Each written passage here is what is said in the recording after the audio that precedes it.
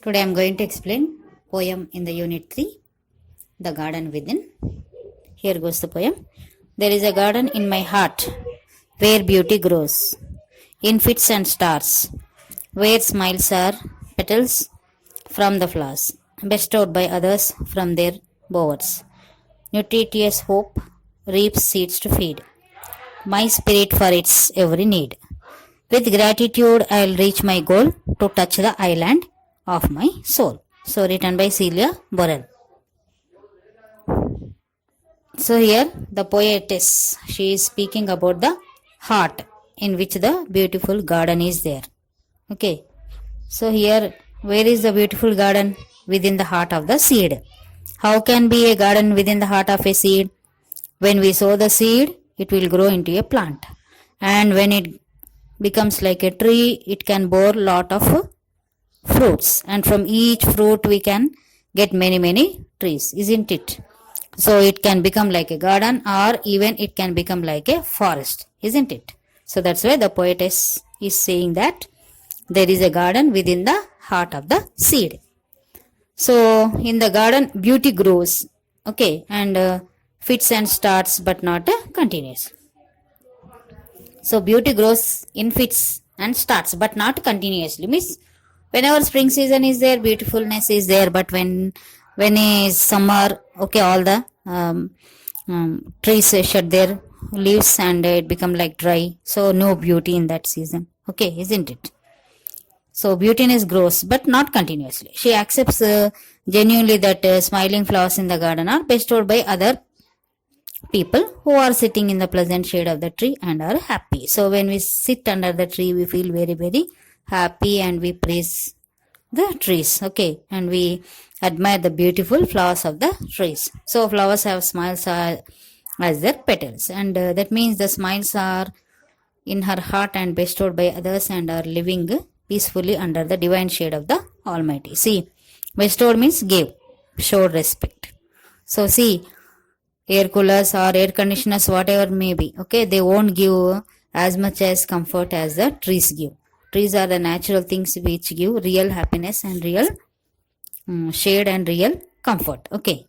So she says that her spirit is fed by the seed which are ripened by the nutritious or nutrition's hope. That means that her spirit is filled with the hope. So the spirit of the seed is filled with the hope. There is hope in her. What is the hope? If it is sowed in the soil, it can become a plant, and plant can be converted into big tree, and the big tree can go to big garden or a forest. That's the hope. So she says that she would be grateful to all those aspect persons who bestowed the happiness in her heart. So who gave happiness in her heart? People only. So what can we do? We can sow the seed in the soil and we can feed it with the water, and we can take care of the plant until it grows into a big plant. Okay. She hopes that she would reach the goal of her life, finding the existence of the Almighty which is touching the island. So she has a hope that she will, one or the other day, she can reach the goal. What is the goal? To become like a garden, isn't it? And she has to exist in the world. Okay. And existence, she can finding the existence of Almighty. Almighty. Who is the Almighty? What is the meaning of Almighty? God. So anyone to grow, we need the help of God, isn't it? So it can take the help of the garden as well as the help of the people, and it can reach the whole goal. Okay. So that was said by the poetess. And the poem here, it talks about the spirit and goals. Okay. So our qualities are important. What we are thinking, what are our qualities? Okay. Are we are humble, polite and honesty, or we are disgraceful, or we are giving back answers to the parents, are we turning against the parents? What are our qualities? Just you have to check yourself. Okay. So all of us, maybe we are girls or boys or men and women, we have some human qualities, but what are the qualities? That's important, is it not? So some qualities will be better, which can be developed than others. Okay. So what are the qualities we should have? Which better qualities we should have? We should have encouraging, Okay, generous, spiritual, dedicated, humorous, trustworthy. Trustworthy means if anyone help us, if anyone do better thing to us, we have to be trustworthy. Okay, and whatever we do, we have to trust. We do in trust means honesty. We can say honesty. Okay, hardworking, careful, sensitive, committed, considerate, calm, friendly, punctual, strong. We should be confident, brave. Compassionate means we should have some mercy on the poor people. Okay. And positive, be positive, don't be negative. If anyone say anything, okay, try to excuse them. Okay. If they scold one thing, don't scold 10 words to them. Or if they give if they bet one to you, don't give, okay, two or three to them. Okay. So try to excuse them. Excusing is very, very difficult, but excusing is a very, very important and best thing among all the qualities. Okay, try to excuse them. So honest, playful, determined, optimist, and pardoning. Pardoning, that means excusing only. So you may ask, why should we excuse? If they scold us, we should also scold now. Okay, generally you people ask like this only, isn't it? But God is excusing us, no? That's why we should also excuse. How can you say that God is excusing us? We do also make many mistakes in our life, isn't it? Nobody are there in the world without making mistakes. But God is excusing and He is saving us. What is the proof that He is excusing us? We are alive, no? Aliving is the biggest proof that God is excusing us. If God do not excuse, if we give punishment, we will die within seconds, is it not? So God is excusing us and keeping us alive. That is the best proof, biggest proof. So we should also excuse others. Okay. So this is about the poem, and let's see three things from the grammar part. That is a simile, metaphor, and a personification. So let us observe some examples.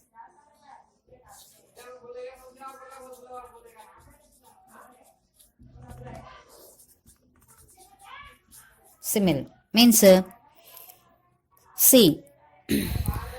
Here and there over the grass stood beautiful flowers like stars. Flowers like stars. Okay. So here's flowers are compared to stars, isn't it? So that such type of comparison using like or as is called a simile. Like or as. Which words we use generally? Like or as. As white as snow. As cool as ice. Like that we generally use, no? So such words are called simile. He roared like a lion. Her face is as white as snow. Okay, so such words come under simile. Okay. Next, life is a journey, enjoy the ride. Life is a journey, enjoy the ride. So here word journey is used to describe the word life, isn't it? Word journey is described to explain the word or describe the word life.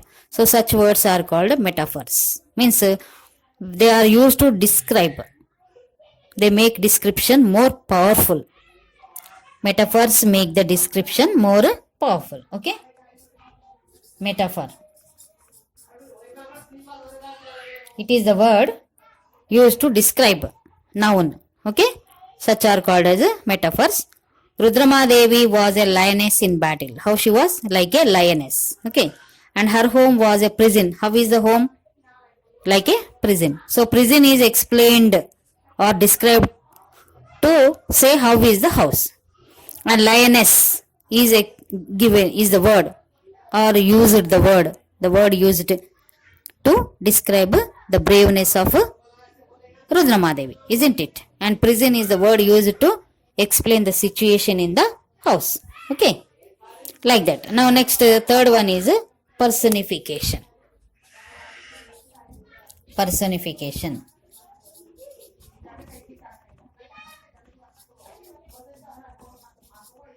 So here example.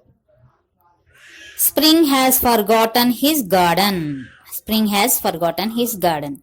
So here spring is the season. It doesn't have life, isn't it? It can't think, it can't forget, or it can't remember, isn't it? But even though it is described as forgotten the garden, isn't it? So it is represented as human being and given the qualities of forgetting extra. Who has the quality of forgetting? Generally human beings, no.